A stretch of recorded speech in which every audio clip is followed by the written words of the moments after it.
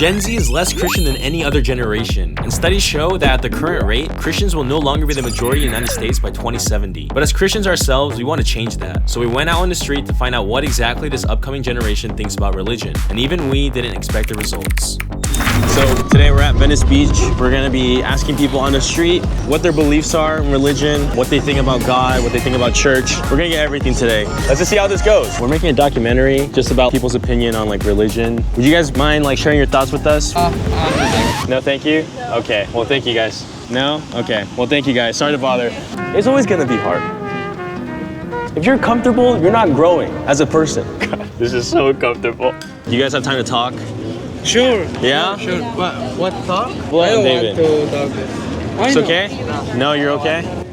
Despite all the rejections, we thankfully met a good number of people to interview. Where are you from originally? Do you believe in God? No, my family don't believe in God, so I don't have anybody to talk me about God. Still in 2024, there are people who haven't heard the Christian gospel. But in America, there's bound to be some people who knew the faith but walked away. My family's Christian, but I'm agnostic. I'm atheist. I don't believe in anything.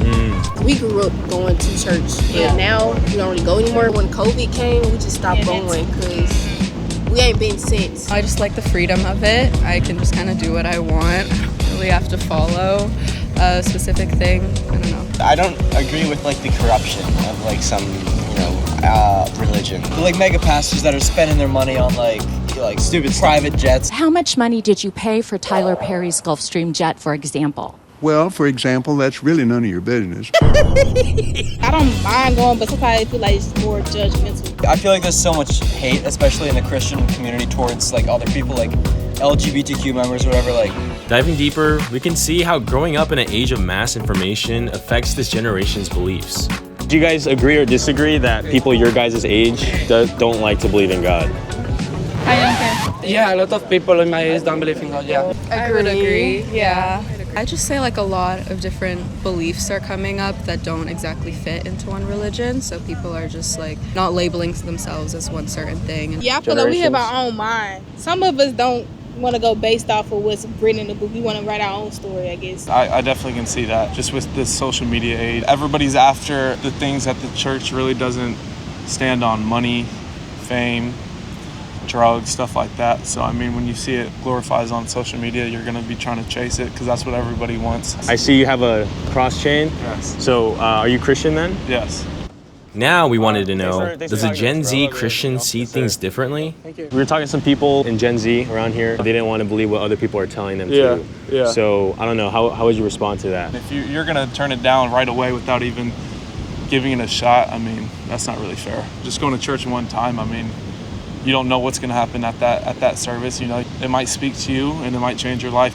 But after all of that, we wondered if there was a flaw in our approach. It is so weird to talk about God at the beach. It makes it awkward like right away, I think. There's like a little look in their eyes. They're like, huh? Did you just ask me like what I think is gonna happen when I die? What do you guys think happens when you guys like die?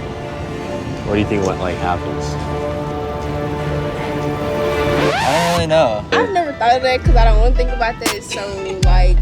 And who can blame them? People are here for sunny skies and good vibes.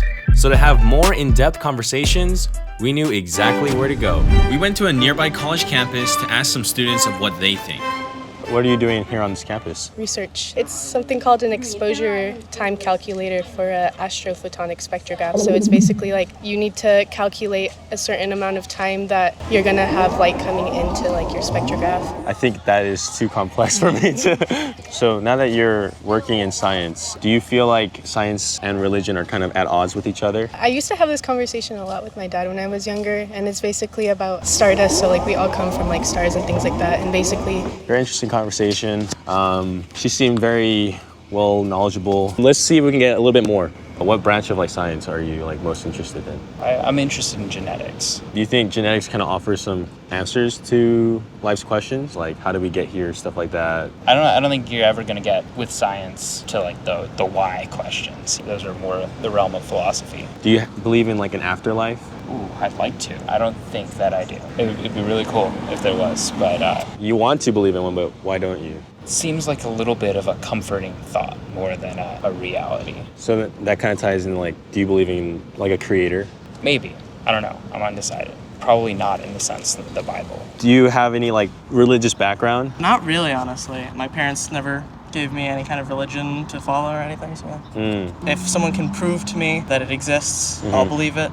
I'm not against the idea of it, but I'm not exactly for it either. So do you ever like wonder about like, you know, what's our purpose in life? And all the time. I'd say it's like to feel better and to make others feel better. Help my friends and help people in general with volunteering and making sure that the world is taken care of. Of all the different kind of problems of the world, which one is the most pressing to you? I'd say the like current climate change is my biggest concern. Is that like what you focus your like volunteering on, or? Yeah, so like LA, so beach cleanup, trying to advocate for more EV cars, and then I also do mix of that with like going to food banks, and then like passing out meals and stuff. Do you believe in afterlife?